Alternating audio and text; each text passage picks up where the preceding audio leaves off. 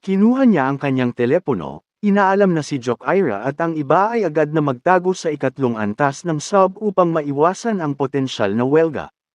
Matapos marinig ito, ang kapaligiran sa kotse ay agad na naging panahunan.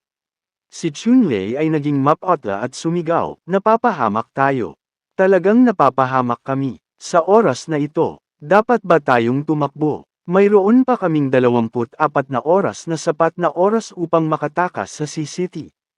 Tiningnan ni Jiang Yi ang mensahe at sinabi, mahinahon, sinabi na nila na ang sinumang sumusubok na tumakbo ay walang tigil na hinabol ng River South Domain.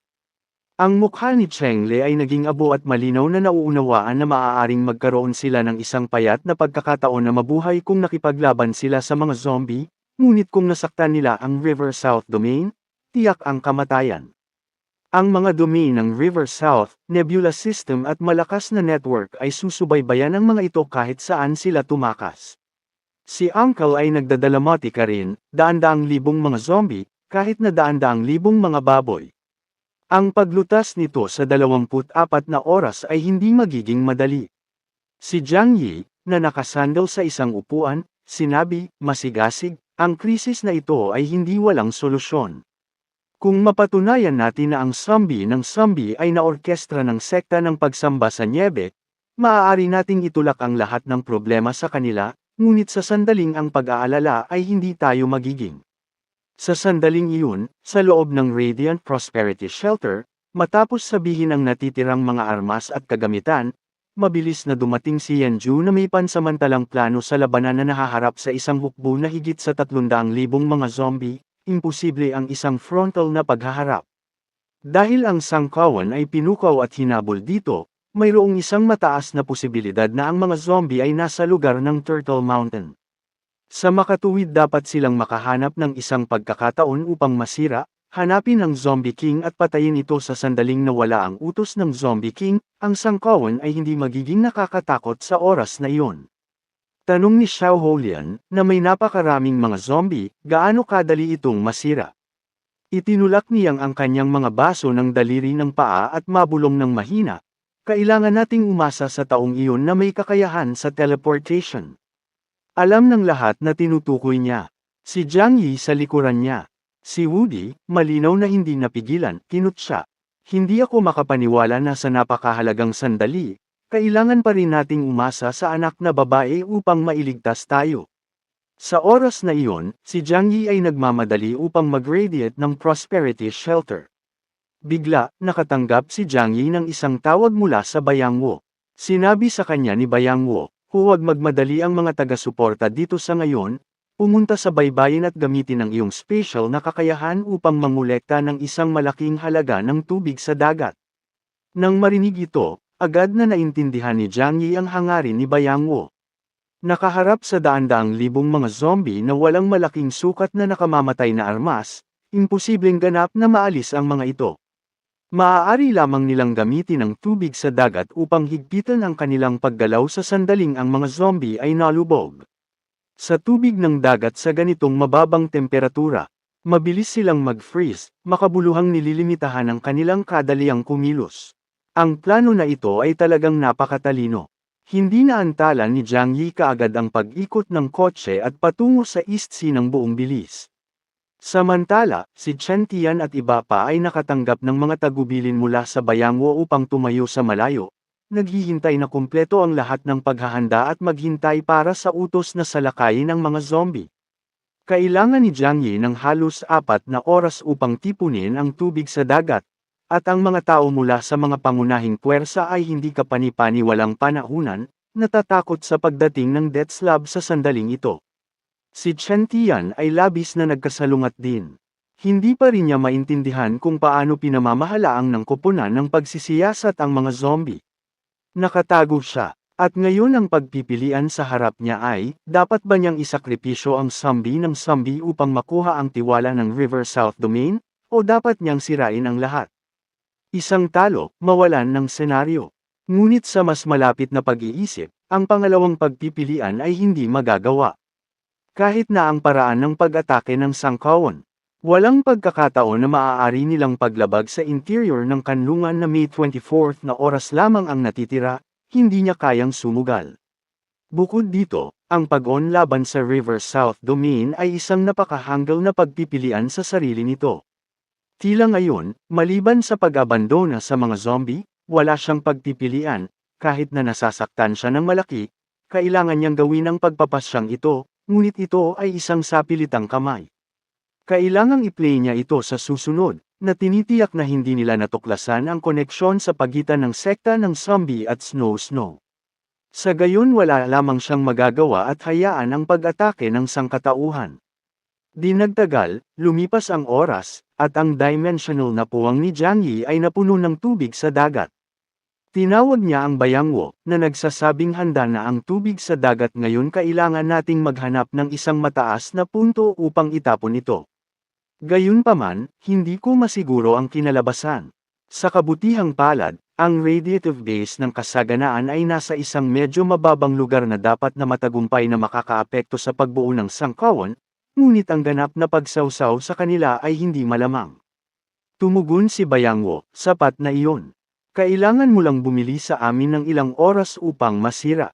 Sa pamamagitan lamang ng paglabas ay makakahanap tayo ng isang pagkakataon na ibagsak ang Zombie King. Matapos tapusin ang tawag, inutusan ni Jiang Yi si Yonyu na magmaneho patungo sa isang mataas na punto malapit sa base ng kasaganaan ng radyo. Pagdating sa hill, ang base ng kasaganaan ng radyo, na kinubkob ng mga zombie, biglang lumitaw sa harap ng mga mata ng lahat. Ginawa ng site na ito si Chunlei sa isang malamig na pawis, at siya ay hinalinhan.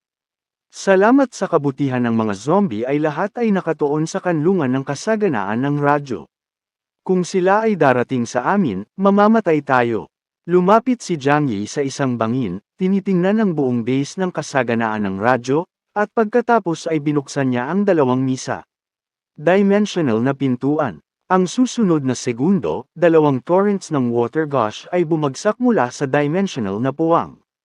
Matapos mabuksan ni Jiang Yi ang dalawang dimensional na pintuan, ang tubig sa dagat na kinuha mula sa malalim na mga lugar ng dagat ay sobrang maalat, ngunit sa ilalim ng panlabas na temperatura ng -60°, mabilis itong nabuo ng yelo. Ang surging water ay agad na naging dalawang ice river na nagmamadali patungo sa base ng kasaganaan ng radyo na agad na sumulpot ng maraming mga zombie sa perimeter. Ang reacting horde ay patungo sa direksyon ng Jiang Yi at sisingilan sa daloy ng tubig. Gayunpaman, mabilis silang nilamon ng dagat. Ang kanilang walang pag-iisip na singil ay walang saysay. Nakaharap sa surging water, hindi nila ito maiiwasan, at sa lalong madaling panahon ang kanilang pagbuo ay nag-ambala, nahuhulog tulad ng mga domino. Mukhang si Miss Xianwei ay labis na nasisiyahan na kumpirmahin na ang Yuang Kamiya at Chen Tian ay naglakas loob na pumili ng pagsira sa isa't isa. Sinimulan pa ni Jiang Yi na mag-uploading. Kung gayon, pagkatapos ay hayaan ang iyong hukbo ng zombie bawat bahagi. Ang tubig ay mabilis na nalubog sa isang malaking bilang ng mga zombie. Bagaman ang tens ng libu-libong mga zombie ay nalubog na, desperado pa rin silang nagpupumig sa direksyon ni Jiang Yi. Nakakakita ng bayangwo na ito ay hindi makakatulong ngunit magbuntong hininga sa loob. Jiang Yi, ang taong ito ay tunay na walang limitasyong potensyal. Kaagad, nagbigay siya ng utos. Lahat ay naghanda na masira.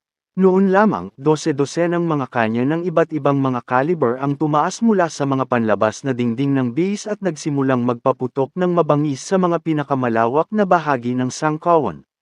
Sa isang instant, libu-libong mga zombie ang nakuha sa oras na ito. Si Wei Dinghai at ang iba pa ay tumugon din sa bayangwo ay tinawag na pag-atake sa sangkawan mula sa iba't ibang direksyon sa oras na ito. Ang pag-iwas sa kakayahan ni Hai ay may mahalagang papel.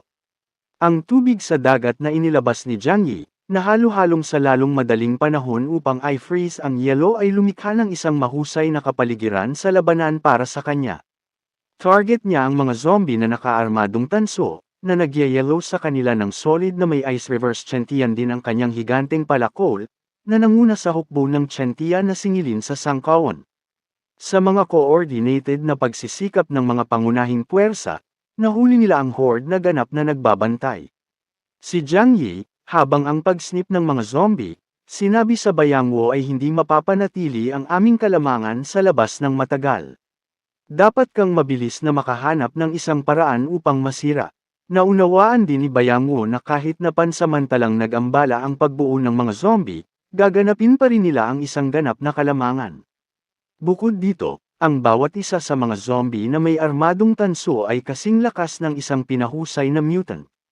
Agad na inutusan ni Bayango ang lahat na mag-concentrate ng apoy at singilin sa akin. Ngayon si Xiao Holian, na may mahigpit na mukha, ay kumagat ng kanyang mga ngipin at nagtakda ng isang mabangis na tono. Dahil naglalaro tayo ng magaspang, gawin natin itong kapanapanabag. Naglakad siya ng isang control panel na buksan ang isang lihim na kompartimento, at pagkatapos ay sapilitang sinuntok ang isang pinjutan sa labas ng kanlungan, ang buong refinery ay sumabog sa isang bingi na pagsabog, at isang ulap ng kabute sa itaas ng lupa. Nanlaki ang mga mata ni Jiang Yi, bulalas, ano ang nangyayari? Pinutok lang ba ni Xiao Holian ang refinery? Pinanood ni Jiang Yi ang eksena sa kawalan ng paniniwala, pagkomento, magandang bagay, nakasuot ako ng mataas na temperatura na lumalaban sa labanan. Kung hindi man, tiyak na magkakaroon ako ng malubhang pagkasunog mula sa posisyon na ito. Ang pagsabog ay pumatay ng hindi bababa sa daan-daang libong mga zombie. Ang putok ay hindi nagtapos doon. Ang matinding alon ng init ay nagdulot ng bagong nabuo na mga ice river na bumalik sa mga lawa. At ang nakapalibot na nyebe at yelo sa lupa ay natunaw din ng malawakan. Ang mga zombie ay napakalamig na lumalaban, ngunit hindi lumalaban sa init, at ang steaming water ay nagdulot ng maraming mga zombie na maisaaktibo at mamatay. Mabilis siyang umatras. Ang isang tuloy-tuloy na pagsabog ay tumagal ng halos 10 minuto bago sila sa wakas ay tumigil, ngunit ang apoy ay nasusunog pa rin. Panoorin ng Bayango ang eksenang ito na halos dumbfounded. Walang inaasahan na si Xiao Holian na magkaroon ng gayong paglipat ng kanyang manggas, at lahat sila ay nakakuha ng bagong paggalang sa pinuno ng base ng kasaganaan ng radyo.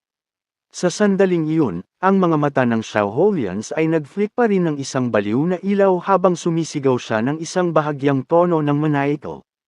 Anong kasiyahan? Ngunit ang hindi alam ay ang nagliliwanag na kasaganaan na base ng langis ng depo ay hindi lamang ang isa. Itinago ni Xiao Holian ang isa pang 500,000 bar aisles ng langis ng crudo sa isang lihim na lokasyon. Sa oras na ito, si Bayango ay humakbang pasulong at saludo, na sinasabi, si Kapitan Xiao ay talagang may lakas ng loob. Ang desperadong paglipat na ito ay makabuluhang nagpahinga sa aming presyon.